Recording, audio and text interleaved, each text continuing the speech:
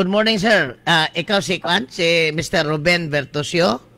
Yes, sir. Yes, sir. Oh, live ka na, sir. We are being listened to by thousands of listeners karon sa Yagyagan program sa DYRC.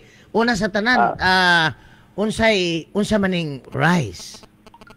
Actually, sir, RISE stands for Rise with Inday Sara for Economic Sustainability. Inday din ng RISE. RISE for Inday Sara for Economic Sustainability. Nakaingon gusto lang gud namo makuan, sir, ma-continue ang programa nga gisugdan ba sa administrasyon karon. Now, unsa may inyong gipang buhat ron? We are still in the process of organizing. In fact, the first salvo would be the February 27.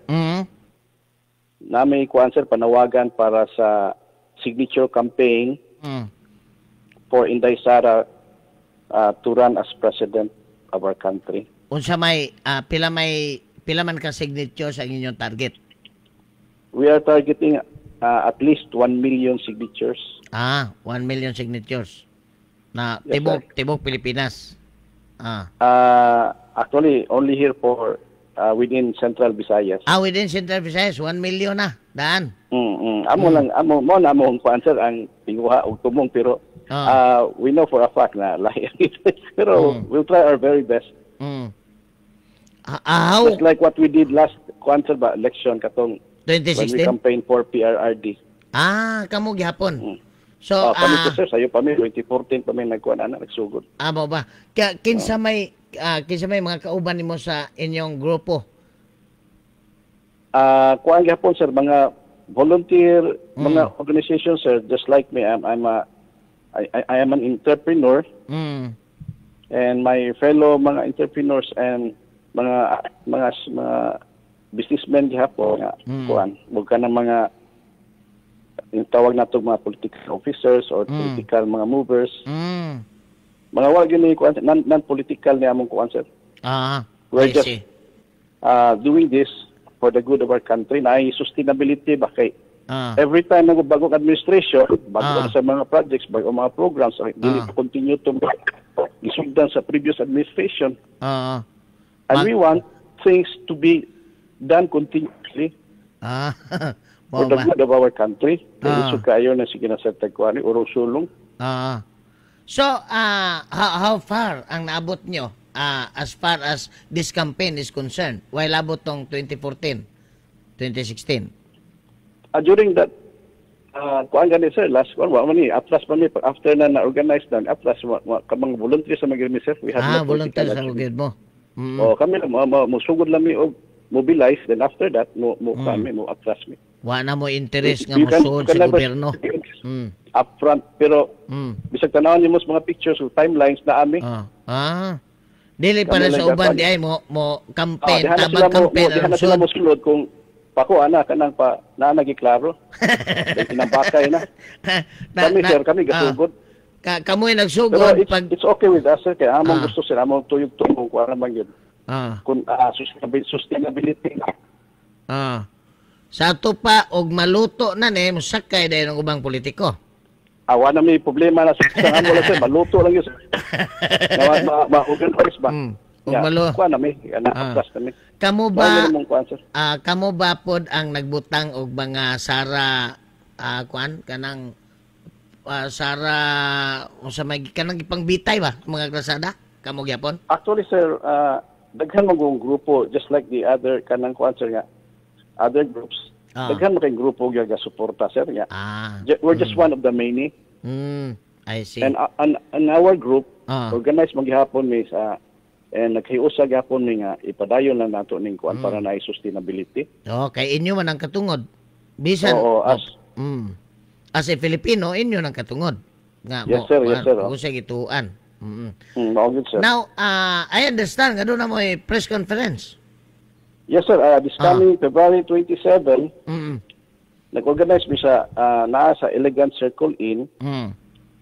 Nami kanang press conference at the same time coupled with ang among activity for that day also is the kanang motorcade ba. Caravan, but this time we named it as Saravan. Saravan. Imbes na caravan, Saravan. Yes sir. Para as a matter of fact, imbitado ko mo na nga dinhi ko nakakuha og sa katong nag-imbitar nako, diha ko nakakuha og telephone number nimo. Okay. Okay. Giimbita man ko nga motambong sa February 27 presscon, although wa ko kailan ninyo, wa ko kailan nila, niingon ko nga pwede bag ma-interview nako bisag kinsa ninyo. Mo nang gihatag ang imong number. Sir.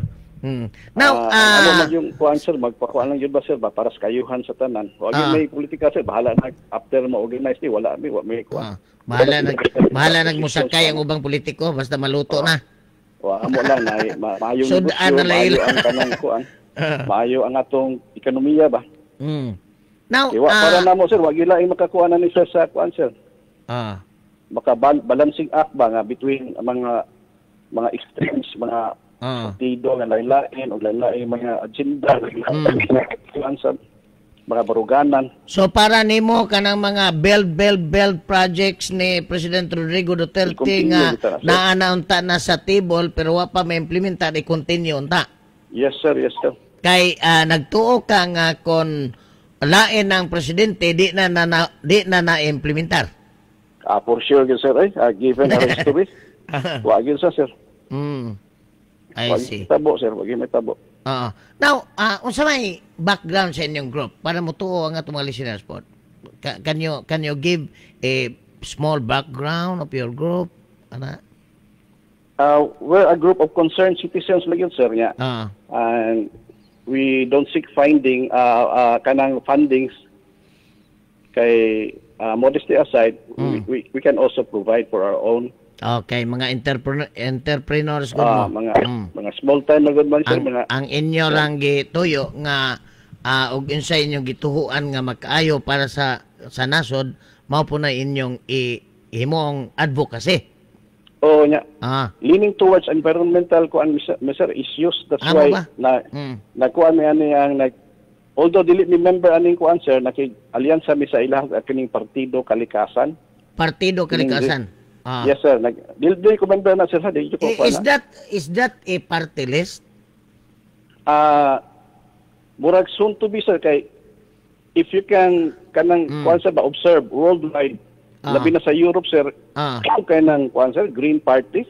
I understand Kalikasan ba? Sa Pilipinas wa gyud. Murag dili kalikasan ditong akong na-meet silang Congressman Defensor Mike Defensor.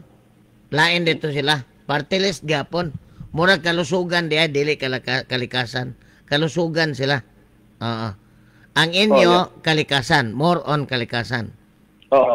Pero again sir, I would like to emphasize I'm not a member of that kanang group sir. Amo lang sila kay pareha may advocacy ba. That's why we joined with them. Karon sa February 27. Sila gyud ang lead convener ani sir. What is kalikasan kami support. What is that group? Interview kay gusto jud ko sa background ng jud ko. Pero no choice man kay kaya kuha sa mga tao. Sige, way problema. Gitawgan day ka ganina kay ako pag-invite niya, paggawas sa akong akong cellphone number nga na invitation o niya karong February 27 niya Rise Inday Sara for sustainable economy. Na curious ko mo tong ingon ko nga may I invite one of you for phone patch interview with DYRC. Mo na hitabo. Salamat sir. Anyway, friends ba sa Facebook? Mo ba? Now, unsa may initial response sa mga tao ining inyong advocacy? Sus, kung wala pa ikuan sir, I tell you, ang akong point of comparison katong kay Digong sa una. Pag initial kuan namo. Kato gani way back mga pagsugod yun namo mga late 2014 wa kayo yung mga responses, wa kayo reaction. Sus, kamera kayo may magkuan nato. Karon sir, pagsugod pa lang daghana na sir kung wa pa na ni kanang protocol, mga COVID protocol. I think sa base lang sa mga nagresponde sa among kuan sir. Mapuno ng 20 minya dayon sir. Wow. Pero wala lagi inanamo nga we have to observe protocol 50% lang. Pati ang motorcade gamay ra gyud ang kuan. Anyway, this is just an opening salvo. I see. It's a very encouraging kuan sir situation right now. I see. Now, grabe kayo ang kuan sir nga wa gyud ka grabe ang responses. Grabe ang responses. Yes sir. Now, how would you react on this statement of President Rodrigo Duterte nga di nabdagan si Inday Sara sa man pag-react na ninyo? That's why sir we're having this movement sir nga mo auhag siya ba. We are urging Mayor Sara to run continue the programs of her father of this administration. Hangyoon pod ang amahan. Hangyo lang gabi ko basta basta di mo change yung mind. So at least no harm done mo sa among kwan. Anyway, we tried our best. Ala lang. Tinaad. Kung dili mo kwan, watay kwan, kung isa may ma-endorse nga mo, continue gyud po sa ni President di ba, administration, suporta gihapon mi. Pero right now ko sir ang clear gyud nga kuan or kanang makuan gyud ba nga immediate si Inday Sara magud. Bitaw no sa inyong sa among pagdiskusyon og sa among mga kuan wa mo gilaing tao nga right now nga mo naanoy somebody come pero distant second pero basta radar. Unya kuan pod ang Pilipinas murabag ka nang nay o kontra nimo sa politika di na kuan ang proyekto ano ba? Mao po na problema sir. Mao gyud na problema. Sa Bohol daghan ba yung mga bertosyo dito sa Bohol? Taga Bohol ba ka, sir? Di, ang mga kaliwat yun na mo, sir, Badyan. Badyan, okay. Dito sa Bohol, ang mga kalsada, mga parente dito, sir. ang kalsada, wa na magkadimao, wa na masumpay. Kay ang usa para sa politiko, ang usa nakapuli. Mao lagi, sir, kung lain na mo administrasyon, lain na sa ang kuan ba? Mao na problema gyud sa ato, sir. That's why we're here ba, we're trying our best to stop that kanabitong inana nga kuan sa sitwasyon. Maayo untag kuan Okay, ang gikinahanglan maguduntag karon kanang continued. Sakto ka. Dunay continuity sa project. Continuity. Pareha sa nakaadto man kog Taiwan. Nagpagtan-aw nako niyo ko, uy, pagkadakong kalsada naputol. Na ingon tong guide na mo nga naputol na kay diha ra kutob ang budget. However, sa sunod nga administrasyon obligado nga mosumpay ana. Dili pa na dinher, di na obligado. Mao gyud. So, mo sir maunhan sa sa political mga bikirings ba. Si Kwan sir, si Soy Mercado nasa Texas, America karon nagtan-aw sa atong Facebook Live ningon siya. Please ask him, meaning ikaw, Ruben Bertusio, how is he related to Jimmy Bertusio? He's my second cousin, sir. Second cousin ako si Jimmy. Natubag na si Sir Choi. Si Kwan, si Attorney Josepos Berondo Jimenez, former Undersecretary ni sa Department of Labor and Employment. Tingnan siya, nganong si Sara man nganong dili si Pulong Duterte nga congressman sa tubag nimo. As per our analysis sir o kwansan among anang consensus namo sir ba, mas qualified magyud si Sara sir. Naa siya sa kwansa governance sa local government and she's also a lawyer and we know for a fact na sa political advantage medyo kung lawyer ka kay mga abogado kuan yun na we're talking about mga legal mga kuan ba decision making sana and also ang management ni Sara nakapuyong sa Davao sir for sometime mayo man iyang kuan yun naagi siya political will kuan sa yun kanang she's her own woman ba di isa madadi bisag iya ganing papa si kuan di maglisod magani og kuan siya kanang lagi siya kanang iyahang kalugawulingong baruganan o kuan gyud may pagka pro people pod no Oh, nya she has a heart, a big heart. Nya wag na si corruption, sir. Niingon si Soy Mercado dire ligdong ang banay nga Bertusyo sa Badyan ug Bohol. Mara yung comment dia. Every July 25, sir, kana na may Bertusyo plan, Bertusyo night diha before the fiesta. Nay Dr. Bertusyo gani na ibo anak ko. Si Eli. Eli, So, Sir Ruben Bertusyo, sir, of Rice or Rice with Inday Sara for Sustainable Economic Sustainability. Tagaan ka na kong higayon, sir, sa imong parting words sa thousands of listeners karon sa yagyagan sa DYRC. Sir, for everyone out there listening, sa tanan nga mga fellow Cebuanos listening right now, I am just one of the many. I am just an ordinary Cebuano, like the most of you. But I'm here asking you, urging you, and in fact, nag-ahag sa inyo nga, tabangan ninyo sa pag-auhag kay Mayor Inday Sara to really firm up her decision to run as the next president of our country. Because right now, as I speak, as of this moment, karon nga gayon na gyud, wa gilaing tao nga maka padulong sa ato ba sa kanang ingon talag continuous nga programs of governance kundili siya ra gyud. So hopefully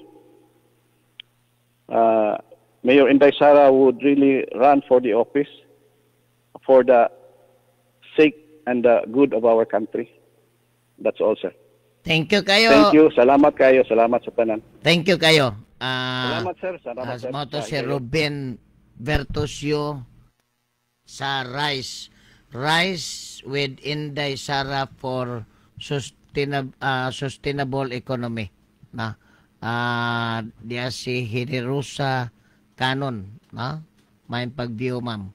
Si Attorney Josepos Berondo Jimenez, taga-Runda, naingon nga, I know many Bertusyos.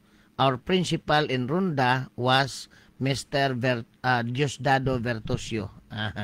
Thank you kay Attorney Judge.